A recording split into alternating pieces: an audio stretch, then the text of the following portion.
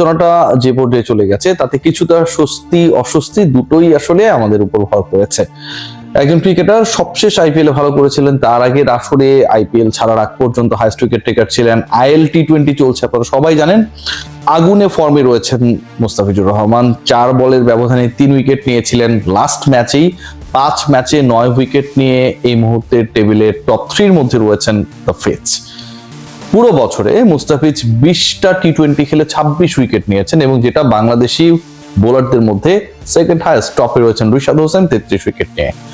এই মুস্তাফিজের আইপিএল এ 9 কোটি 20 লাখ রুপিতে বিক্রি হওয়া অথবা প্রায় 12.5 কোটি টাকায় বাংলাদেশি ক্রিকেটারদের মধ্যে রেকর্ড দামে বিক্রি হওয়ার পরে তিনি কতগুলো ম্যাচ খেলতে পারবেন না সেই আলোচনাটা সব জায়গায় হয়েছে। এবং এপ্রিলে নিউজিল্যান্ড বাংলাদেশে আসবে। নিউজিল্যান্ড এই মুহূর্তে ওয়ানডে র্যাঙ্কিং এর 2 নম্বর দল। ওয়ানডে সিরিজে মুস্তাফিজকে খেলতেই হবে। নাজমুল আবেদিন ফাহিম বাংলাদেশ ক্রিকেট বোর্ডের ক্রিকেট অপারেশনস কমিটির চেয়ারটা যার এই মুহূর্তে দায়িত্বে রয়েছে বা চেয়ার সামলানোর দায়িত্বে যিনি রয়েছেন তিনি আজকে সেই অ্যানাউন্সমেন্টটা দিয়েছেন। এবং এই 8 দিনের সফর প্লাস মাইনাস আসা যাওয়া মাঝখানের 1 দিন 2 দিনকে যদি আপনি অ্যাড করেন, it's going to be a tour from India to Bangladesh during the IPL by Mustafizur Rahman around 10 days. এবং এই 10 দিনের যে হুট করে আইপিএল থেকে বিচ্যুতি মিডল অফ দ্য টুর্নামেন্টে, যেহেতু আপনারা সবাই জানেন 25শে মার্চ শুরু হবে এবং এটা যতটুকু জানা যাচ্ছে যে মে পর্যন্ত চলে যাবে আইপিএল এর শিডিউল, যেটা পুরো মার্চ চলবে, এপ্রিল চলবে এবং প্রায় 2 মাস 7 দিন 8 দিনের যে টুর্নামেন্ট, সেই টুর্নামেন্টে মিডলে মুস্তাফিজুর রহমান 10 দিনের জন্য থাকবেন না। 8 দিন তিনি ওয়ানডে খেলার জন্য বাংলাদেশের সাথে থাকবেন। আর ট্রাভেল ডে তো রয়েছেই, এসে নিশ্চয়ই সকালে এসে বিকালে খেলতে নামবেন না। আবার বাংলাদেশ থেকে সকালে গিয়ে নিশ্চয়ই কলকাতার কোন একটা ম্যাচ থাকলে বিকালে সেখানে খেলতে যাবেন না। সো এই 10 দিনে মুস্তাফিজুর রহমান মোটামুটি 3টা ম্যাচ মিস করবেন এবং 3টা ম্যাচে আনএভেলেবল হয়ে যাবেন। আমরা যদি হিসাব করে দেখি যে মুস্তাফিজের আসলে ম্যাচ টোটাল কলকাতা যদি টপ 4-এ যায় সেই হিসাবটা বাদ দিলে খেলার সম্ভাবনা আশা করা যায় 14টার মতো। এবং শেষ পর্যন্ত সেখান থেকে যদি 3টা ম্যাক্সিমাম 4টা ম্যাচ বাদ পড়ে যায়, মুস্তাফিজুর রহমানের ফিনান্সিয়াল লসটা যে পর্যায়ে যাবে সেটা ভাই আমার কাছে মনে হয় যে নোট করার মতো। ইটস আ নোটেবল ফিগার এবং সেটা প্রায় 2.5 কোটি টাকা। 2.5 কোটি টাকা মানে শুধুমাত্র জাতীয় দলের হয়ে 3টা ম্যাচ 3টা ওয়ানডে খেলতে আসার জন্য মুস্তাফিজের টোটাল লস হবে ফিনান্সিয়াল অ্যাসপেক্টসে যদি আমরা এটা বলার চেষ্টা করি। কারণ এখানটায় ম্যাচে আনএভেলেবল থাকার কারণে যেই ম্যাচটা মানে টোটাল অ্যামাউন্ট অফ দা কি বলবো কন্ট্রাক্ট, এটা তো divided by the number of matches.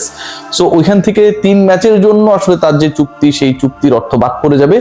একই সাথে যেই ম্যাচগুলোতে তিনি অ্যাপিয়ার হতেন, খেলতেন, সেই ম্যাচগুলোর কিন্তু ম্যাচ ফি রয়েছে। আইপিএল এ একটা ম্যাচ খেললে আপনি কত টাকা ম্যাচ ফি পেতে পারেন, নিশ্চয়ই সেই অঙ্কটা খুব সহজ না, খুব অল্প না। এবং সেটাকেও যদি আমরা প্লাস করি, ওভারঅল প্রায় 2.5 কোটি টাকার মতো Mustafizur Rahman is going to loss. So এই যে একটা ইস্যু তৈরি হলো, আমার কাছে মনে হয় যে এটার পেছনে বাংলাদেশ ক্রিকেট বোর্ড যে যুক্তি দিয়েছে যে we are not going to take any risk against New Zealand in the upcoming one-day series. One day নিয়ে এত আলোচনা কেন? টি20তে আবার মুস্তাফিজকে ছেড়ে দেওয়া হবে। মানে আইপিএল এ তো মুস্তাফিজ টি20 খেলবেন। সো টি20 সিরিজে মুস্তাফিজ যদি থাকতেন বাংলাদেশ দলের জন্য অনেক বেশি উপকার হইতো, কারণ তিনি টি20-র মধ্যেই রয়েছেন। সো টি20তে নিউজিল্যান্ডের বিপক্ষে আইপিএল এ খেলা অবস্থায় থাকা একজন ক্রিকেটারকে খেলিয়ে দেওয়াটা তুলনামূলকভাবে লজিক্যাল।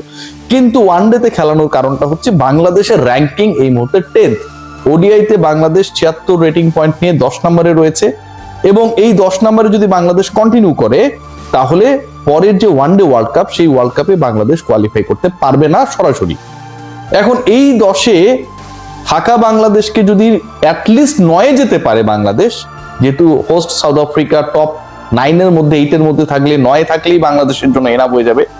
সো ওই 9-এ অ্যাটলিস্ট যাওয়ার জন্য এবং সেই কাট অফ ডেডলাইনটা যেটা হচ্ছে 2027 সালের ফেব্রুয়ারি 15 তারিখ, বাংলাদেশকে ম্যাচেস জিততে হবে। বাংলাদেশকে জিততে হবে ম্যাচেস এগেইনস্ট দোজ টিম যারা হচ্ছে বাংলাদেশের থেকে বেটার র্যাঙ্কিং টিম। সো দুই দিক থেকে লজিক্যাল। একটা হচ্ছে মুস্তাফিজকে ফেরানোর উদ্দেশ্যটাই হচ্ছে যে to make or to build a team, যেই টিমটার মধ্যে কোনো ধরনের ফ্লস থাকবে না। আপনি আপনার বেস্ট টিম বানিয়েছেন। নিউজিল্যান্ডের বিপক্ষে বাংলাদেশের ওয়ানের এক্সপেরিয়েন্সটা খুব বেশি খারাপ না। একটা সময় বাংলাদেশ রেগুলার তাদেরকে হোয়াইট ওয়াশ করতো, বাট দিস নিউজিল্যান্ডার আর very different team. They are in ranking 2nd team second rank team, এবং তাদের টোটাল রেটিং পয়েন্ট এই মুহূর্তে 113 আমি যেটা দেখছিলাম, after India and before Australia তাদের অবস্থানটা। সো এইরকম একটা দলের বিপক্ষে যখন আপনি খেলবেন, you should play with your full strength, এবং এই জায়গায় আমার কাছে ক্রিকেট অপারেশনস এর ডিসিশনটাকে খুবই লজিক্যাল মনে হয়েছে to let Mustafiz play against New Zealand in ODI series. So one ডেতে মুস্তাফিজুর রহমানের এই অ্যাপিয়ারেন্সের কারণটাই হচ্ছে আপনি বেটার টিমের সাথে খেলছেন, বেটার টিমের সাথে যদি আপনি বেটার পারফরমেন্স করেন র্যাঙ্কিং এটা একটা প্রভাব পড়বে। ওয়েস্ট ইন্ডিজ যারা এই মুহূর্তে বাংলাদেশের উপরে রয়েছে, এক ধাপ উপরে এবং 1 পয়েন্ট বেশি নিয়ে, বাংলাদেশ আমি বলছিলাম 76 রেটিং পয়েন্ট, ওয়েস্ট ইন্ডিজের 77, তারা 8-এ, আমরা 9-এ। সো নিউজিল্যান্ডের বিপক্ষে বাংলাদেশ যদি 2-1 সিরিজটা জিতে যায়, এই এক্সপেকটেশন আমরা করতেই পারি। আমাদের বেস্ট ফরম্যাট, বাংলাদেশ ওয়ানডেতে ভালো করে, অথবা বাংলাদেশ যদি হোয়াইট ওয়াশও করে ফেলে, অথবা বাংলাদেশ যদি 2-1 হেরেও যায়, তারপরেও বাংলাদেশের ঝুলিতে কিছু পয়েন্ট অ্যাড হবে, অ্যাটলিস্ট বাংলাদেশ যদি একটা ম্যাচ জিততে পারে। সো ওই পয়েন্টটা খুব বেশি গুরুত্বপূর্ণ বাংলাদেশের জন্য। প্রথমত হচ্ছে বেটার র্যাঙ্ক টিমের এগেইনস্টে খেলছেন, দ্বিতীয়ত আপনি হোম সয়েলে খেলছেন, you know how to defeat your opponent. So সেই কানেকশন থেকে আমার কাছে মনে হয় it's going to be very much important for Bangladesh to make a squad which is the strongest against the opponent. একই সাথে ইম্প্যাক্টফুল কিছু পয়েন্টস রয়েছে যে নিউজিল্যান্ড যখন বাংলাদেশে আসবে, দেখুন নিউজিল্যান্ডার যারা, নিউজিল্যান্ড বা ব্ল্যাক ক্যাপস যারা, তাদের number of cricketers in the IPL কিন্তু more than the numbers we have. So আমাদের থেকে যেহেতু ওদের সংখ্যাটা বেশি, আমাদের এক মুস্তাফিজ ওখানটায় খেলছেন, নিউজিল্যান্ড দলে কিন্তু আরো অনেকেই রয়েছেন সেখানটায়, ব্যাটিং ডিপার্টমেন্ট, বোলিং ডিপার্টমেন্ট সবকিছু মিলিয়ে যদি আপনারা আলোচনাটা করেন।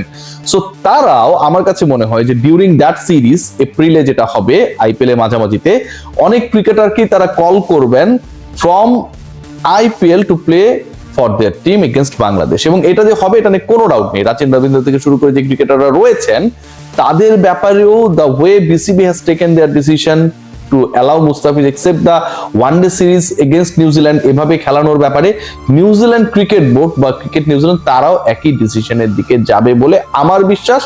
এবং এই সিরিজটা মোটামুটি আইপিএল কে ভালোভাবে হ্যাম্পার করবে, এবং ডিউরিং দ্যাট টাইম অনেকেই সাবস্টিটিউট ক্রিকেটার হিসেবে আমার কাছে মনে হয় দলগুলোতে সুযোগ পাওয়ার একটা অবস্থায় থাকবেন। সো মুস্তাফিজুর রহমান টোটাল 3টা, 4টাও হতে পারে সংখ্যাটা, কারণ যে জার্নিটা করতে হবে বাংলাদেশে আসা, বাংলাদেশ থেকে যাওয়া, মাঝখানের 8 দিন, সবকিছু মিলে 10-11 দিন ম্যাচ মিস করতে পারেন, এবং 3টা ম্যাচ মিস করবেন এটা নিয়ে কোনো ডাউট নেই। Overall he is going to lose around 2.5 crore from the IPL, কারণ তিনি অ্যাবসেন্ট থাকবেন, এবং সেটার সাথে ম্যাচ ফি যে টাকাটা তিনি পেতেন সেটাও অ্যাড হবে। Mustafizur Rahman right now in peak form in টি20 ক্রিকেট, আইএল টি20তে 3rd highest wicket taker, last ম্যাচে 4-5 বলের মধ্যে 3টা উইকেট নিয়েছেন, গত আইপিএল এ ভালো করেছেন, বিপিএল এ তিনি রংপুরের হয়ে খেলবেন, এবং বাংলাদেশের হয়ে এই ক্যালেন্ডারে টি20তে 2nd হাইয়েস্ট উইকেট টেকার মুস্তাফিজ অবশ্যই আইপিএল এ মাঝখানে ফিরবেন to serve for his country in ODI format against New Zealand. Take great care. It's a logical decision by BCB. ভালো থাকবেন সবাই।